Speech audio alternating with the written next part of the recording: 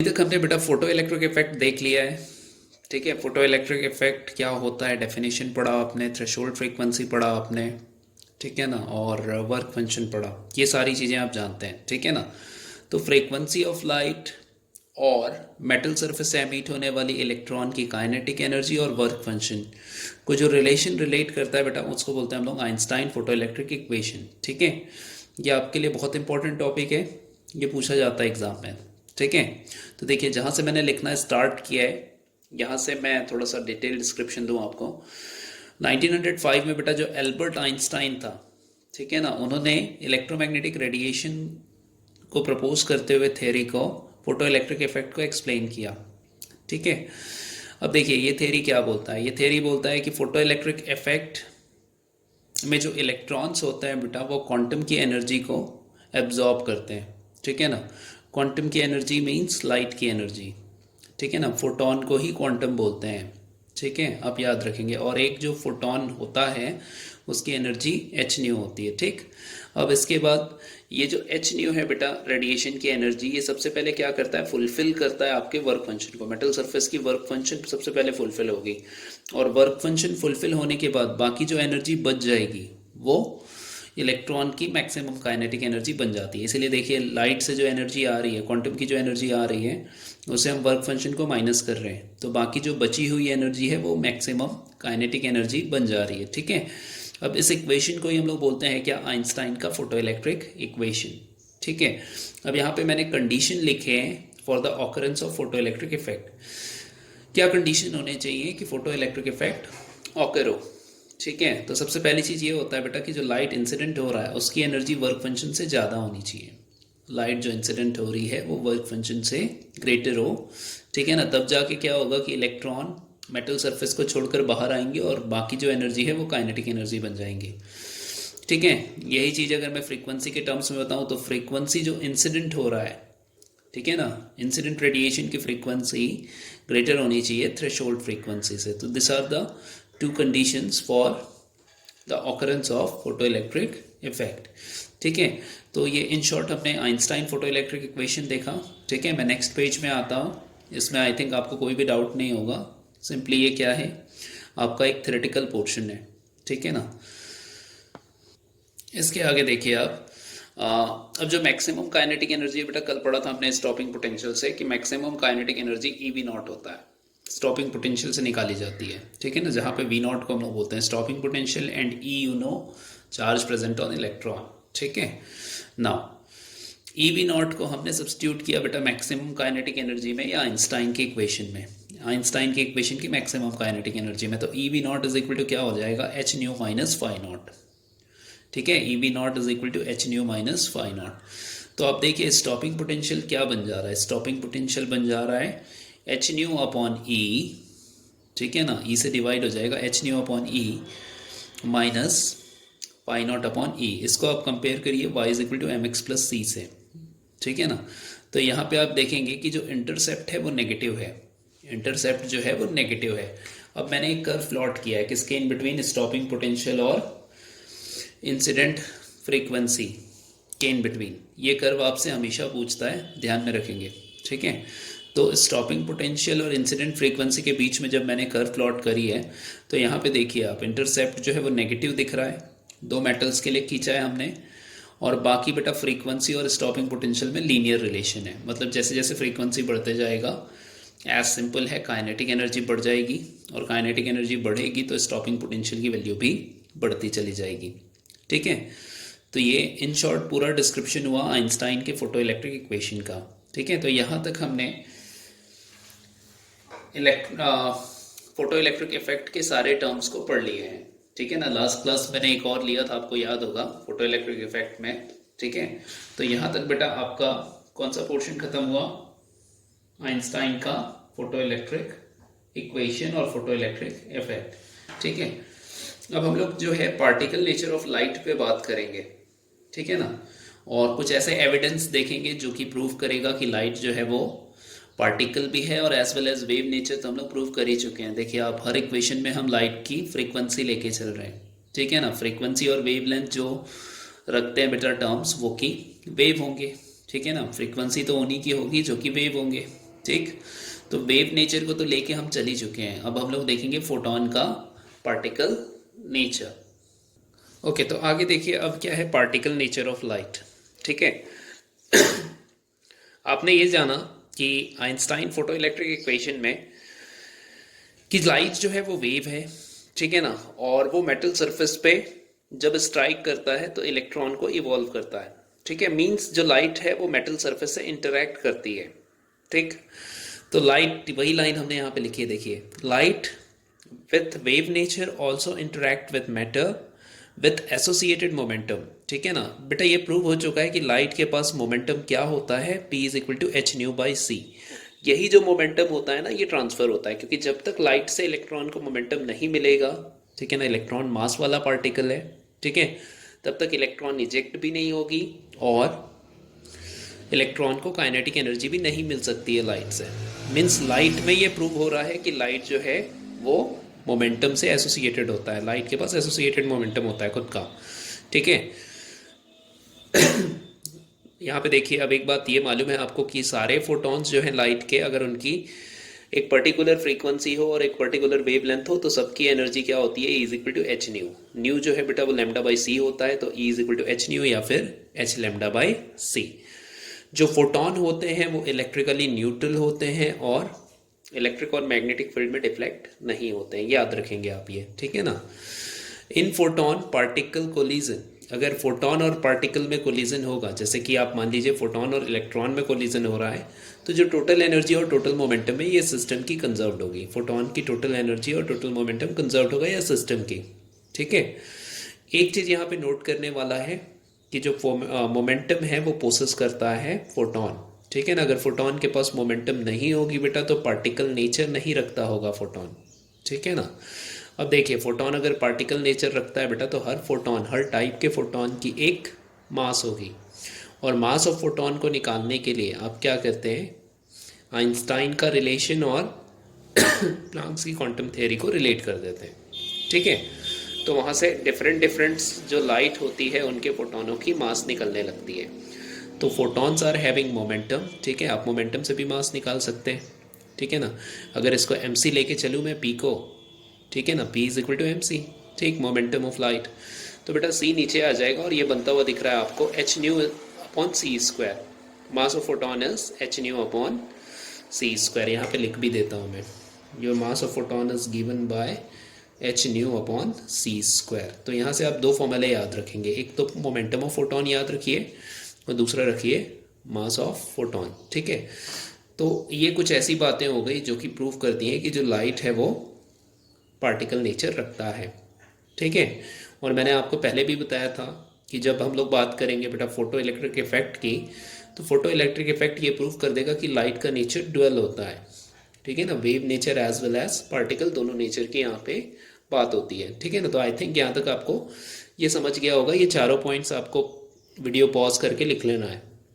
ठीक है, चलिए आगे चलते हैं अब नए टॉपिक पे। देखिए, अब हमारे पास बेटा एक्सरसाइज 11.1 है। ठीक है ना, एग्जाम्पल है। ठीक है, और ये ऐसे एग्जाम्पल के क्वेश्चन फोटो इलेक्ट्रिक इफेक्ट से आपको पूछे जाएंगे। ठीक है ना, तो आपको फॉन्ट तो बहुत अच्छे से विजिबल होगा। ठीक है ना, देखिए यहाँ पे monochromatic light of frequency 6 × 10⁻14 hertz is produced by laser. ठीक है ना, लेजर मोनोक्रोमेटिक सोर्स होता है लाइट का, पहले ही बता रखा है मैंने आपको। ठीक है, the power emitted is 2 × 10⁻³ watt. ठीक है, जो उस लाइट से बेटा पावर एमिट हो रही है वो 2 × 10⁻³ वैट है। What is the energy of photon in light beam? तो लाइट बीम में फोटॉन की एनर्जी आपको क्या है ये बतानी है। ठीक है ना, how many photons per second on an average are emitted by the source? तो दूसरी चीज हमको बतानी है कि फोटॉन्स कितनी एमिट हो रही है पर सेकेंड सोर्स से। ठीक है, चलिए, तो सबसे पहले हम लोग क्या निकालते हैं, एनर्जी निकालते हैं। Each photon has energy E is equal to H nu, आप ये जानते हैं E is equal to H nu होता है। अब आप क्वेश्चन में देखिए बेटा, न्यू गिवन है, न्यू गिवन है, H जो होता है वो प्लांक्स कांस्टेंट है, तो प्लांक्स कांस्टेंट की वैल्यू हमने रखी 6.63 × 10⁻³ joule second.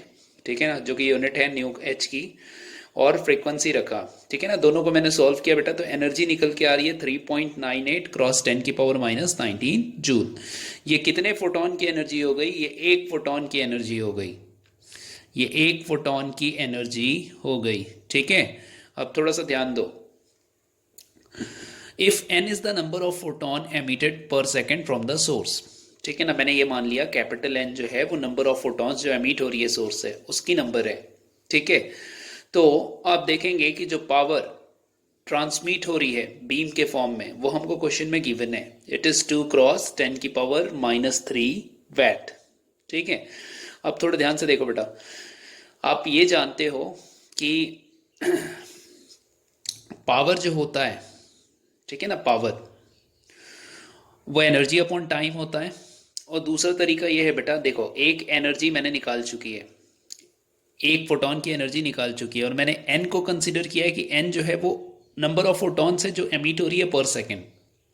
So N is number of photon emitted per second, और एक फोटोन की एनर्जी ई है। तो बेटा थोड़ा सा सोच के देखिए, अगर नंबर ऑफ फोटॉन्स जो पर सेकेंड में एमिट हो रही है वो एनर्जी से मल्टीप्लाई हो जाता है तो वो तो पावर बन जाएगा क्योंकि क्या हो जाएगा बेटा, वो हो जाएगा एनर्जी अपॉन टाइम। एन जो है, एन को समझिए थोड़ा सा, N is number of photon per second, तो एन में टाइम अवेलेबल है। एन किसके लिए मेजरमेंट हो रहा है बेटा? पर सेकेंड के लिए, ठीक है ना। तो एन को अगर मैं बोलता हूँ क्या है, तो N is number of photons emitted per second, number of photons emitted per second. अगर एक फोटोन की एनर्जी से, ठीक है, मल्टीप्लाई हो जाता है तो ये एनर्जी पर सेकेंड बन जाएगा, टोटल एनर्जी पर second, total energy of photon per second, ठीक है, जो कि पावर कहलाता है।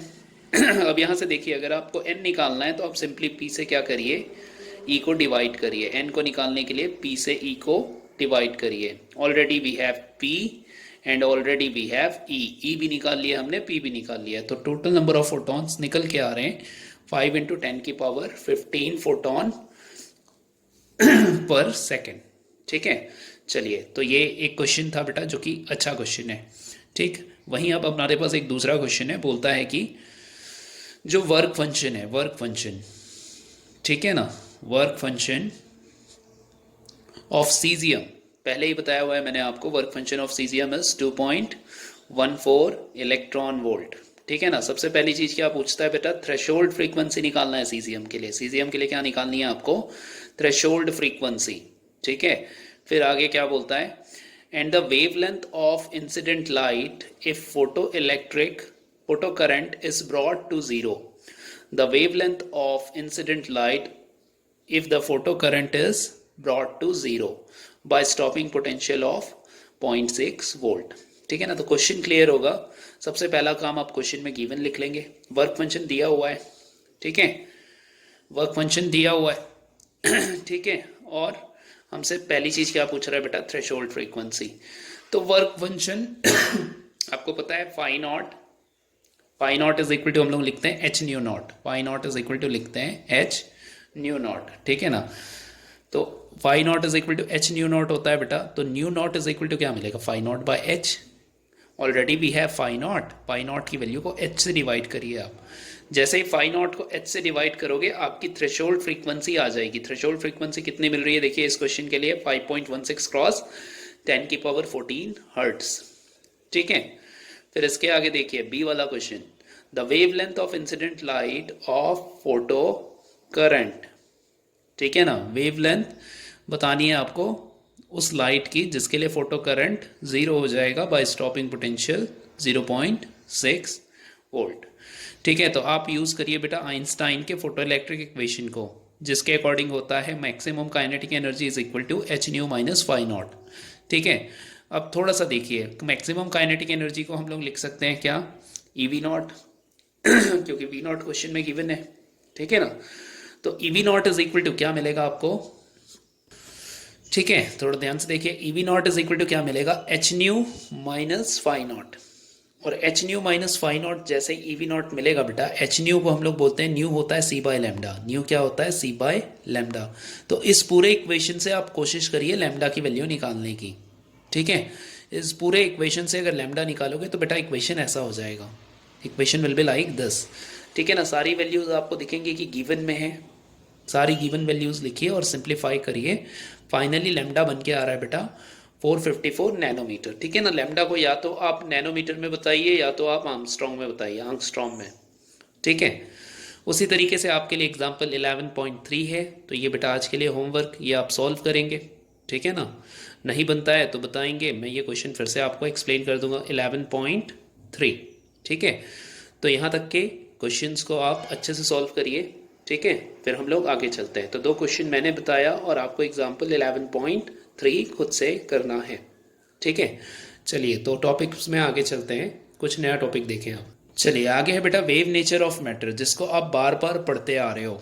ठीक है ना। कई बार पढ़ रहे हैं हम लोग, और ऑलरेडी हमने इससे पहले भी थोड़ा सा डिस्कस किया कि जो फोटॉन्स होते हैं वो ड्वेल नेचर रखते हैं, उनमें wave nature as well as light दोनों नेचर है। ठीक है ना। तो आपका जो बेटा डी ब्रोगली थे, डी ब्रोगली, ठीक है ना, लुइस डी ब्रोगली, ठीक है ना, इन्होंने क्या किया था बेटा 1924 में एक इक्वेशन बनाया। ठीक है। जिस इक्वेशन में उन्होंने आइंस्टाइन के फोटो इलेक्ट्रिक इक्वेशन को यूज़ किया, सॉरी आइंस्टाइन के एनर्जी मास रिलेशन को यूज़ किया, E is equal to M C square. ठीक है। और E is equal to H nu, photon.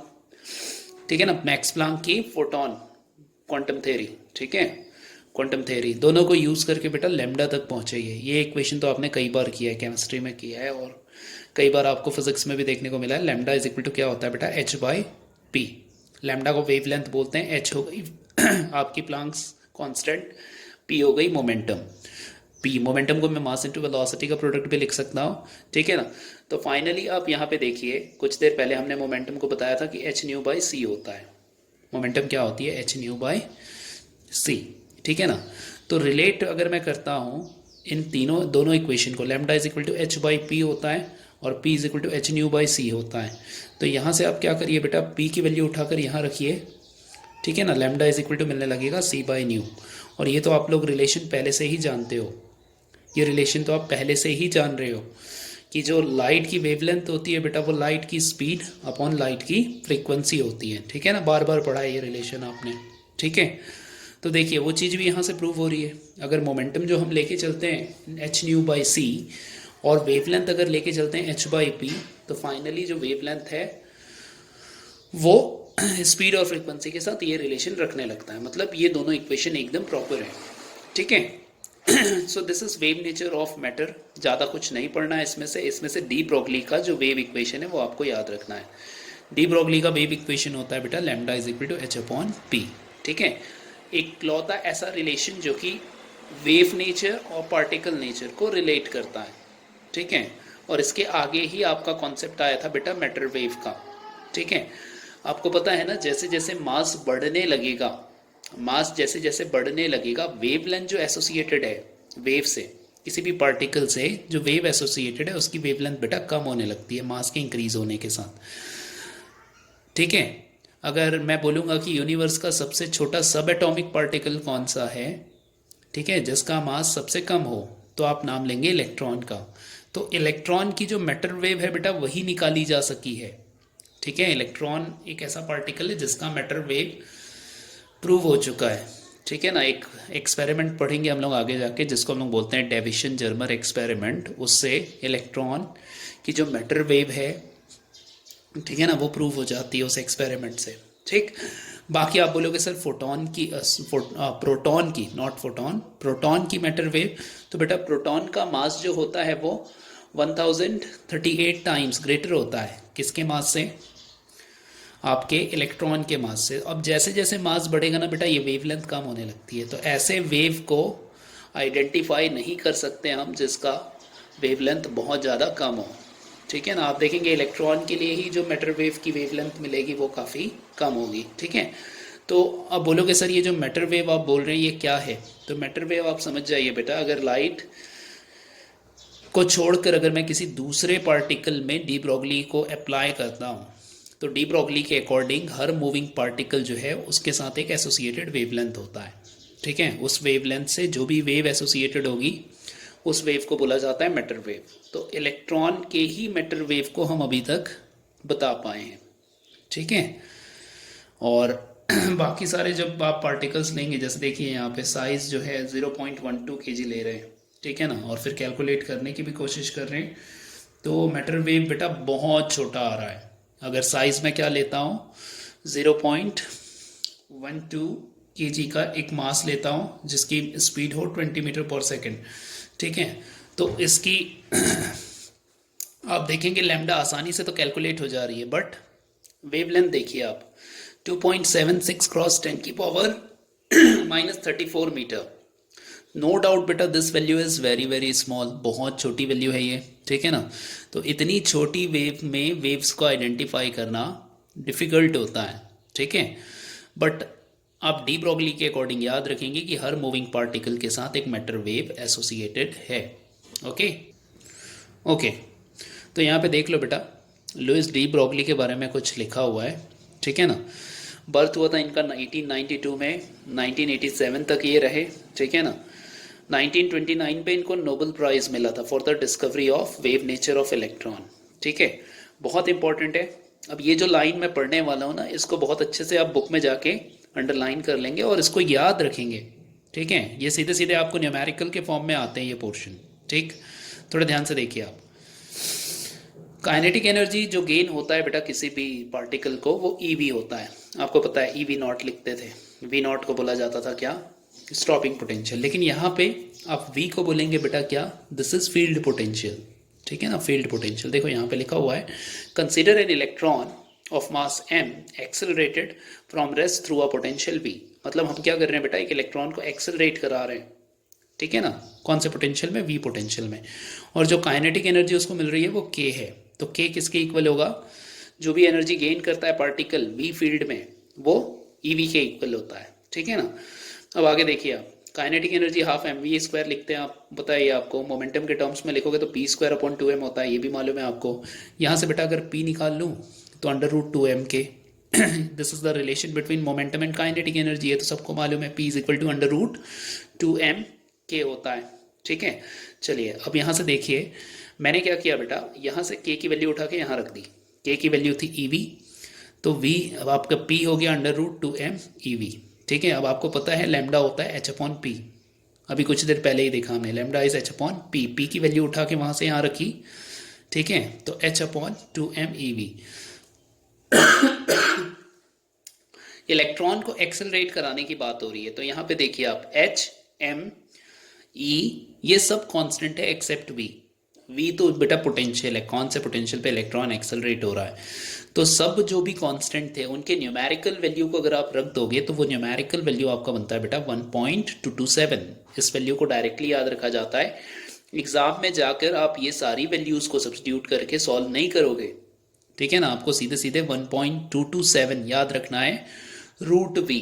मतलब जितने भी कांस्टेंट वैल्यूज थे वो क्या बन गए, 1.227, ठीक है ना। और यूनिट क्या बनेगा बेटा, नैनोमीटर, याद रखेंगे आप, नैनोमीटर। अगर आपको एंगस्ट्रॉम में लिखना है तो एंगस्ट्रॉम में ये बन जाएगा, ठीक है ना, एक डिजिट और आगे बढ़ा दीजिए तो बन जाएगा बेटा 12.27 एंगस्ट्रॉम में, और नैनोमीटर में 1.227। तो ज़्यादा अच्छा अगर आपको एंगस्ट्रॉम में लगता है तो एंगस्ट्रॉम में आप लिख सकते हैं 12.27/√v नैनोमीटर, ठीक है। अब जो भी v होगा, जैसे फॉर एग्जांपल देखिए 120 वोल्ट में एक्सेलरेट कराया जा रहा है, तो आपकी जो v है वो बन के आ रही है कितना बेटा, 0.112 नैनोमीटर, ठीक है ना। इलेक्ट्रॉन की जो वेवलेंथ है वो थोड़ी सी ऑर्डर उसकी ठीक ही है, नैनोमीटर में मिल रहा है, ठीक है, एंगस्ट्रॉम में मिल रहा है, ठीक है, वेवलेंथ। तो वो -34 के कंपैरिजन में तो एक बड़ी वैल्यू हो गई, समझ में आ रही है बात, ठीक है। तो इस तरीके से बेटा आपका मैटर वेव भी ख़त्म होगा, ठीक है।